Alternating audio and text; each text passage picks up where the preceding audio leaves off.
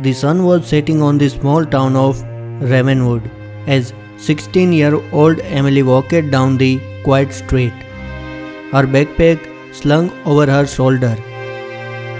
She was on her way to home from a friend's house when she saw it, the old abandoned mansion on the outskirts of town. Something about the mansion called out to Emily, and before she knew it, she found herself walking towards it.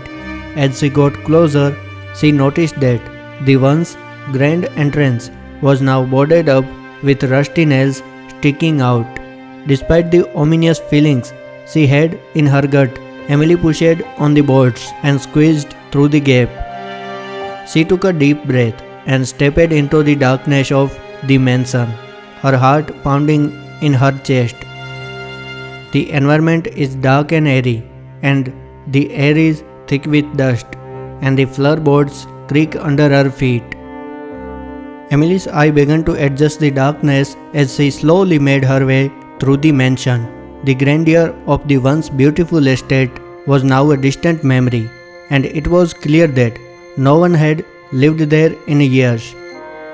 As Emily turned a corner, a chilling breeze swept through the hallway, and the hair on the back of her neck stood up. She heard a faint whisper, but she could not make out what it said.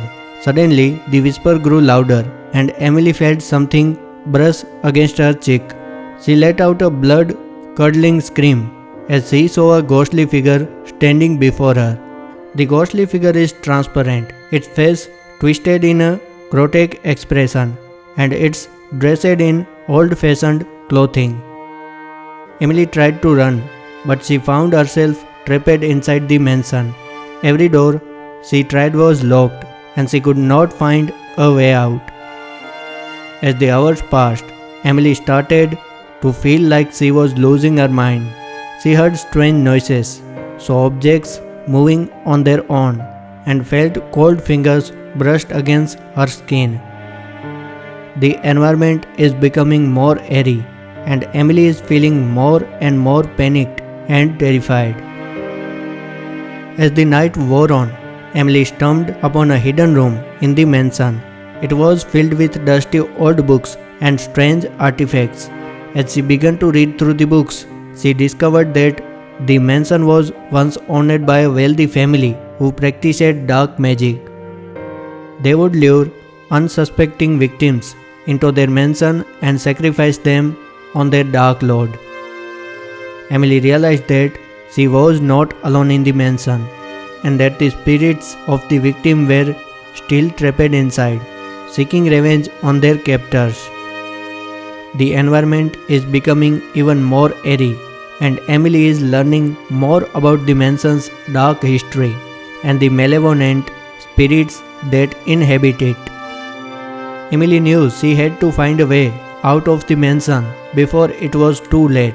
She searched for a way out and eventually found the loose boards that led to the hidden passage.